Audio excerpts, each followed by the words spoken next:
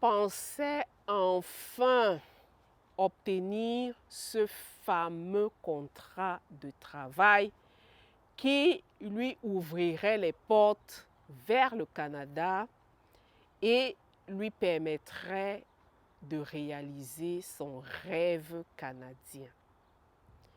Ça, c'est la situation de beaucoup de personnes qui se sont retrouvées, je dirais, désemparées, appauvries et dans le désarroi total après avoir cru qu'elles avaient reçu un contrat de travail en bonne et due forme. Ce sont des espoirs envolés, des sommes d'argent dilapidées et à la clé, un rêve brisé. Bienvenue sur ma chaîne, bienvenue sur la chaîne Welcome to Canada What Next. Je m'appelle Marie-Agnès et dans la vidéo de ce soir, je réponds à la question d'un de mes abonnés qui m'a demandé comment est-ce qu'il reconnaît un vrai contrat de travail d'un faux contrat de travail. Alors, le contrat de travail en 2026, c'est un sésame, c'est le nerf de la guerre.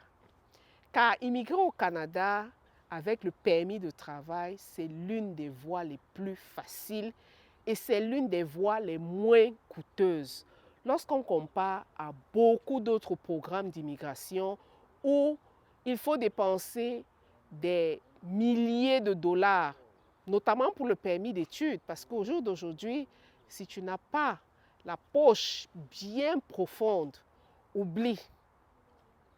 Pareil pour l'entrée express. Si tu ne peux pas avoir un compte bien fourni, oublie également.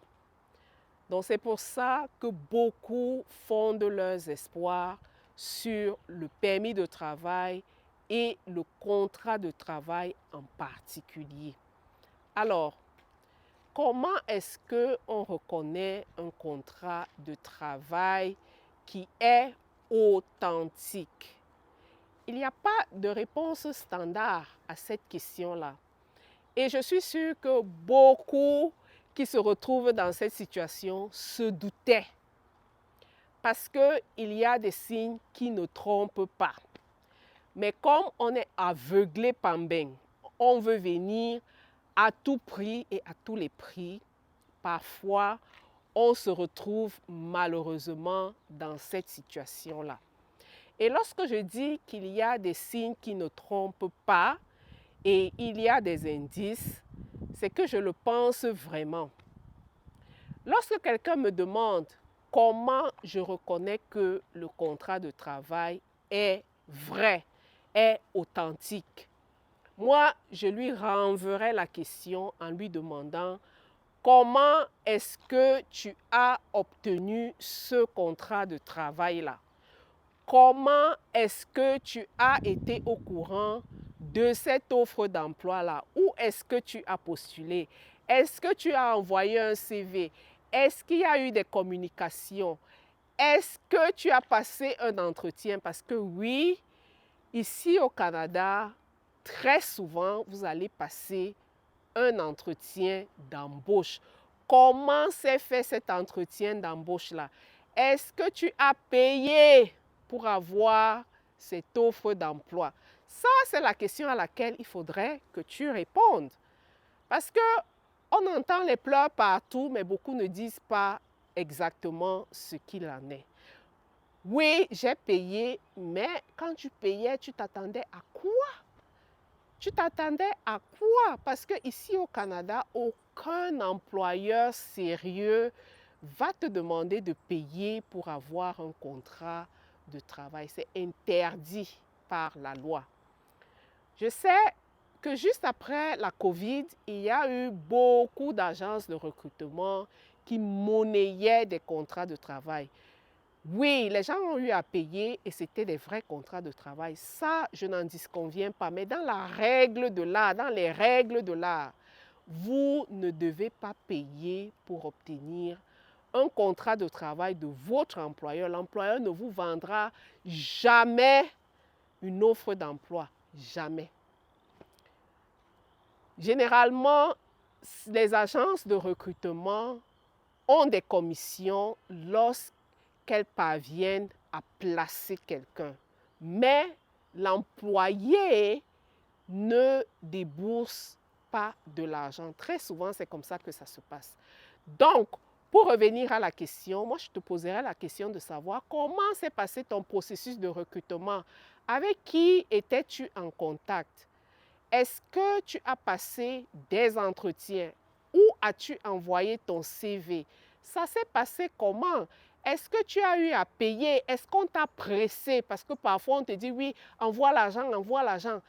Donc, tout ça, ce sont des signes bien précis qu'on ignore très souvent, mais qui sont là. Autre chose, lorsque vous recevez ce fameux contrat de travail, comment est-ce qu'il se présente? Est-ce que vous avez fait attention?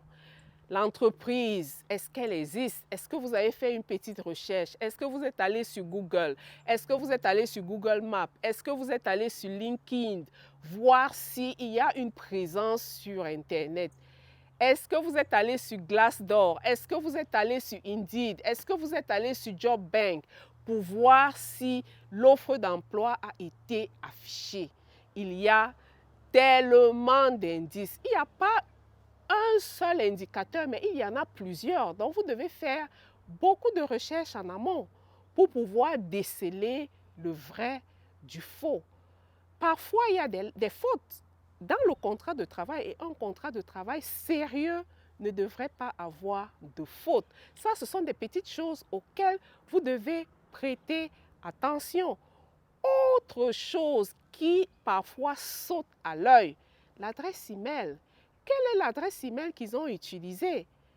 Est-ce que c'est une adresse email professionnelle? Parce qu'une entreprise qui se veut professionnelle n'utilisera jamais une adresse Gmail, une adresse Hotmail, une adresse Yahoo ou quoi d'autre encore. Donc, si vous voyez ça, fuyez.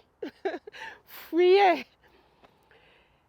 Autre chose qui peut aussi attirer votre attention, je dirais le salaire. Est-ce que le salaire qu'on vous propose est comparable à des annonces avec des postes équivalents? Faites vos recherches. Parfois, la ruse que certains arnaqueurs utilisent, c'est celle de vous promettre un permis de travail. Alors là, il faut faire attention. Personne, je dis bien personne, ne peut vous garantir à 100% que vous allez obtenir votre permis de travail. Je dis bien personne, même pas le consultant, même pas l'avocat, personne. Il n'y a que le gouvernement canadien qui délivre les permis de travail, les permis d'études. Personne en matière d'immigration ne peut vous garantir un résultat à 100%. Oui, tout le monde peut postuler, mais personne ne peut vous garantir le résultat à 100%. Tout ce qu'on peut faire, c'est juste nous assurer que les choses sont faites dans les règles de l'art, que les choses sont en bonne et due forme et que tout est correct. Là, vous aurez la paix du cœur que vous avez fait tout ce que vous deviez faire.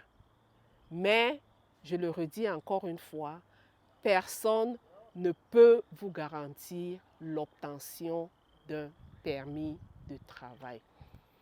Alors, si toi aussi tu te poses la question de savoir, j'ai des doutes sur la lettre que j'ai reçue, l'offre d'emploi que j'ai reçue, est-ce que c'est une offre d'emploi valide? Est-ce que c'est le faux? Est-ce que c'est le vrai? Je t'ai donné les indices, à toi de faire tes petites recherches et de répondre à cette question-là. Merci beaucoup d'avoir suivi ma toute petite vidéo et comme je le dis, Mon équipe et moi, nous sommes là pour vous accompagner, que ce soit dans la rédaction des CV, que ce soit dans les applications. J'ai une équipe formée de professionnels qui est capable de vous accompagner. Merci beaucoup et on se retrouve sur une prochaine vidéo. À bientôt. Bye.